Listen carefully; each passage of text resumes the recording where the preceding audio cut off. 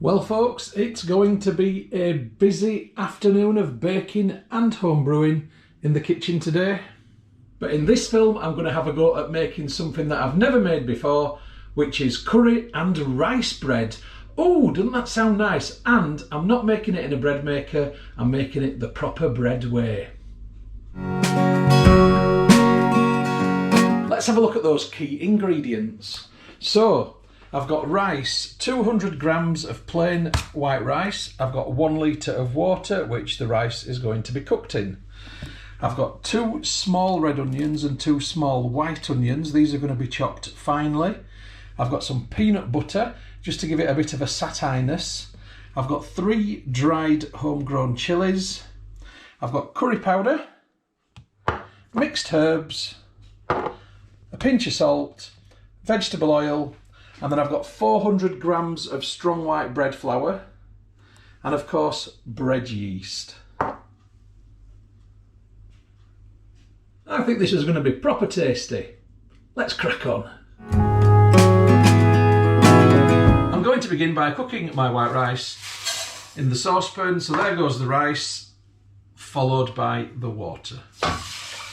And it's lid on, gas on, and heat on. Right, I need this to come to a simmer. I need to keep an eye on it, otherwise it'll go everywhere. But while that's happening, we can look at the other stuff. So next up comes my onions, which I need to chop finely.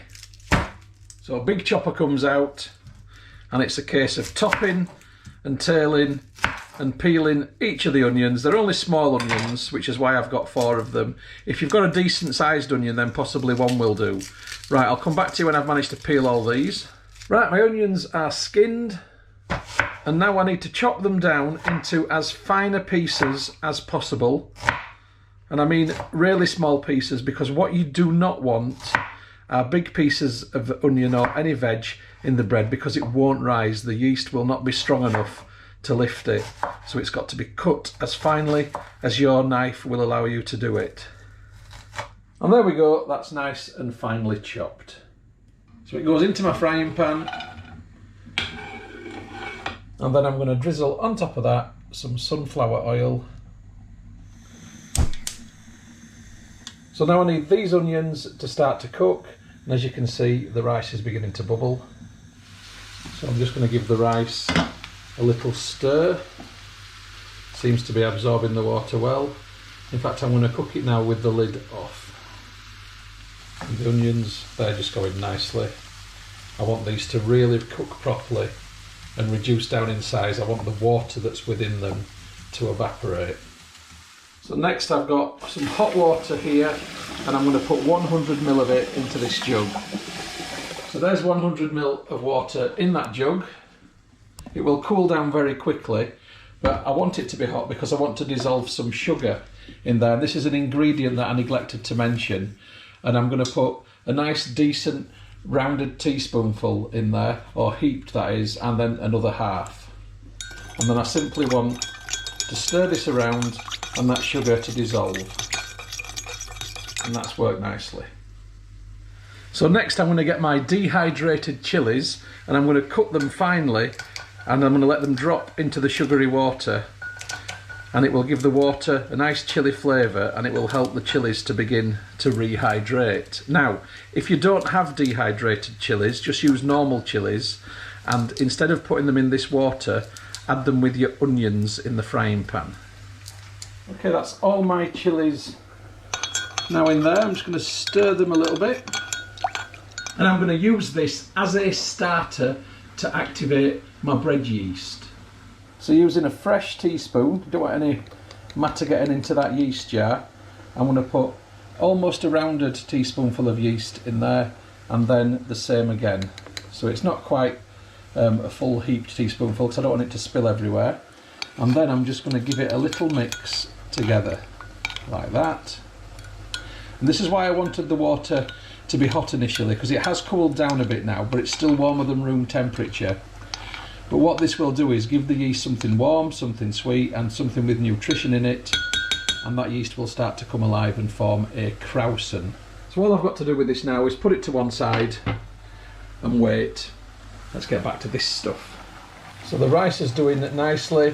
The water is evaporating away and being absorbed, so that's all good to me. I can turn that down because I don't want it to stick to the bottom. And then the onions are coming on just lovely. They're starting to go brown, as you can see. That's exactly what I want. Okay, the rice has become one big gloopy mass, so I'm now going to turn that completely off, and I'm just going to leave it there on the ring for now. As far as the onions go, they're nice and brown. So just to finish these off, I'm going to add 2 teaspoonfuls of sugar to them. Just like so. Mix that around. And that will truly caramelise them now. They are going to be sweet and delicious. Right, that's it for the onions. I'm now going to turn the heat completely off and just leave them. So the heat is off the rice and the onions, but they are still cooking. I'll come back to you in 5 minutes. That's all cooling down nicely. Let's have a look at the peanut butter. So what I'm going to do for the peanut butter is I've got a dessert spoon here, and I'm sort of going to get 2 big lumps like that. So I've got 2 dessert spoonfuls of peanut butter into a cup. I'm now putting my cup of peanut butter into the microwave for exactly 1 minute. And what I'm wanting to achieve is for the peanut butter to melt so it becomes quite liquidy, but then I'll need to leave it to cool just a little bit before I put it in. That will do nicely. Here's my melted peanut butter, and I'm going to add into that some mixed herbs, a good shaking, like that, and exactly the same with my curry powder. In fact, a little bit more with the curry powder, because it is going to be curry bread. Okay, and I want to mix all that together into a very aromatic paste. And it does actually smell delicious. And now I'm just going to leave that to cool a little bit. Right, I'm now going to spoon my rice into this sieve. You can see it's very starchy, and it's also very hot and steamy. It's too hot to use at the minute. So here's my rice. I'm just simply going to get my tap onto a cool but not cold water. I'm going to put it on the shower head, and I'm just going to rinse it, and I'm going to rinse some of that starch out of there. So I'm rinsing the rice, and I'm cooling the temperature of it down a little bit as well. And now I'm just going to leave this to drain. It's going to take me a good 5 or 10 minutes for the water to come out properly. I'll come back to you then. Okay, the rice has drained as much as it's going to do through the sieve. So I'm going to empty it into my mixing bowl, and I'm just going to move it around and try and break it apart a little bit so the steam comes out, because it's still just a little bit too hot to work with. It'll be too hot for the yeast and might damage it. So I'm just going to push it apart like so, and then I'm going to come back to it in 15 minutes time. So let's just have a look at that yeast. I don't know if you can hear this, but that is fizzing away nicely. That's fermentation happening right now, and that's exactly what I wanted. This yeast is going to be a roarer. So the rice has now cooled down, so it's warm, but it's by no means hot, and that's exactly what I need, because my next job now is to add my yeast mixture into the rice like so. It smells like a cup of soup actually. And now what I'm going to do is just fold it all together so it's all mixed nicely. Then I'm going to take my onions, and they're going in as well. And again, I'm going to fold these just like I did the yeast.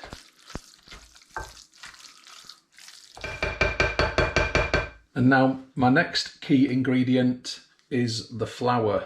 So I'm going to sieve this in and fold it in stages. So I'll just sieve that in, and I'm going to mix that and mix that around. It feels really lovely and light actually, much lighter than I'd anticipated.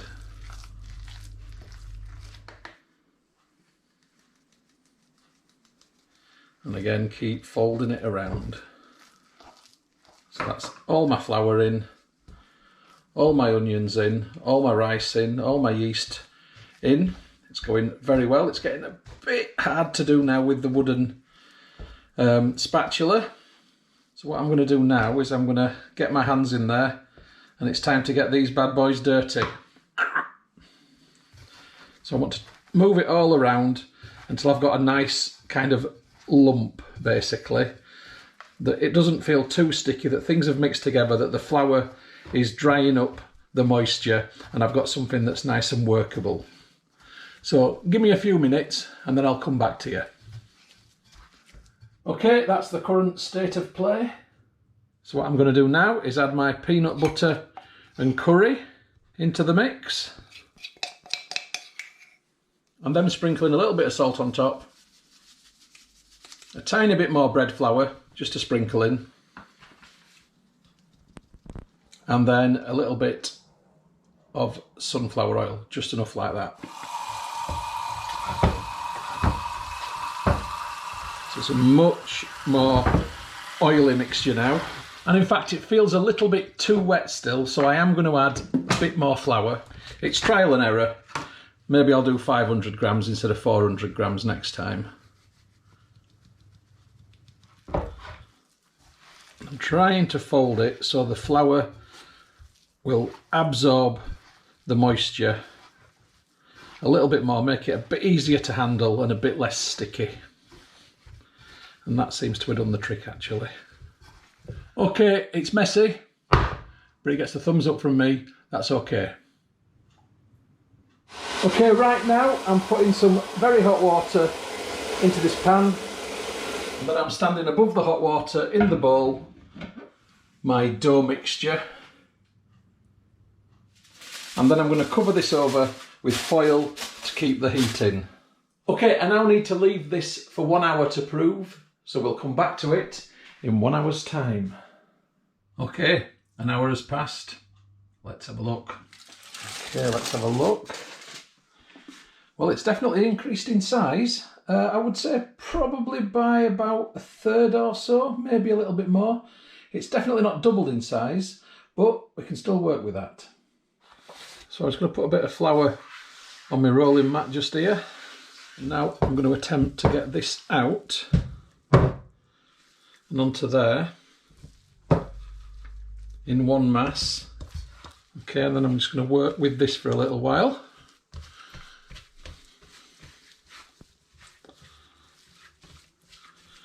So you'll have to bear with me. But I'm going to keep flouring this until the outside of it isn't too sticky for me to be able to work with it. I'll come back to you in a bit.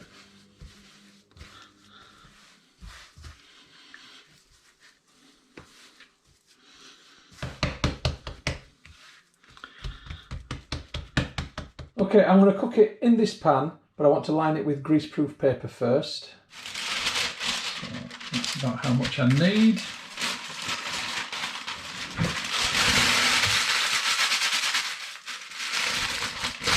Makes it easier to work with doing that, and I can line my dish just as I want to. So that's where I am there. Before I go any further, I'm going to put the fan oven on at 180. So I'm just rolling this around, getting the rest of the flour off the mat. And then this is going to go into the pan that you've just seen. Right in the middle, like that. And I'm just going to press it down. So I've got a nice sized circle. It's not touching the edges, but that's a nice piece of bread. Okay, I've just rinsed the mat off that I had the flour on, that I was rolling it on, and I'm just going to put this on top just to cover it over, and I'm leaving that now for another 15 minutes. Okay, this is nearly ready to go in the oven, but I'm going to decorate the top a little bit, and then I'm going to leave it to proof for just a bit longer. So you can see that this is now swollen in size. It's definitely filled out at the side a little bit. So I'm going to decorate with 3 ingredients. The first ingredient is a bit more curry powder, just to give it a nice sort of yellowy tinge on the top. Then I'm going to put poppy seeds on, and these weren't in my original ingredients, but I think they'll go nice on this. And then finally I've got this 3 seed mix, and I'm just going to put some of that on top as well. Just sprinkle that on top of there. Just pat it in a little bit. and then another 15-minute prove before it goes into the oven. We get in there. Okay, we're on the hour. It's going in the oven. Let's have a quick look. Oh yeah, it's definitely grown a bit more as well. Lovely, that's perfect. So it's going on a middle shelf at 180. It's a fan oven. We'll have a progress update in 50 minutes time. Okay, 50 minutes is up and I'm telling you, it smells gorgeous. Have a quick look. Oh, wow. That looks brilliant. Right, I'm going to shut that. 10 more minutes and it's coming out. Right, it's the moment of truth. It smells brilliant. And it looks pretty damn good too. I'm genuinely very happy with this. Look at that. That is an absolute beauty. I am so pleased. Right, I'm going to attempt to get it out just by lifting the greaseproof paper. Get it on the wire rack. Yeah, I'm really happy with that. I don't mind admitting I am very proud of that. Well, I'm more than happy with the appearance, but as ever, the proof is in the eating. Where do I begin? Right, I've got my bread knife out. Let's try cutting an end off. It's still warm.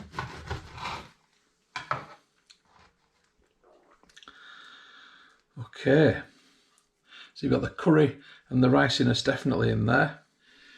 Right, so it's nice and moist. It's got a bit, it feels a bit like onion bhaji quality actually, and it smells like that too. So maybe this is onion bhaji bread.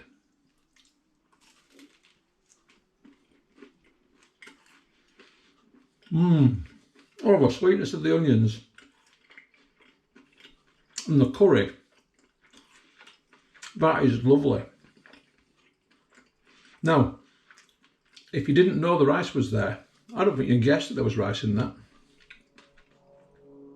It's gorgeous. I mean, literally, it's like I'm eating an onion bhaji loaf. At first when I looked, I thought, oh, it's too moist. But it's not at all. It works beautifully. I've not got any butter on it. I don't need it. Sorry for talking with my mouth full, but I'm excited. This will go really well with something like pumpkin soup. In fact, I think that's what I might have later. So anyway, I hope you've enjoyed the film, folks. I'm going to enjoy this. I'll catch you on the next film, whatever that may be. Cooking, brewing, who knows. See you then. The film that you've just watched is a Moss Home and Garden production.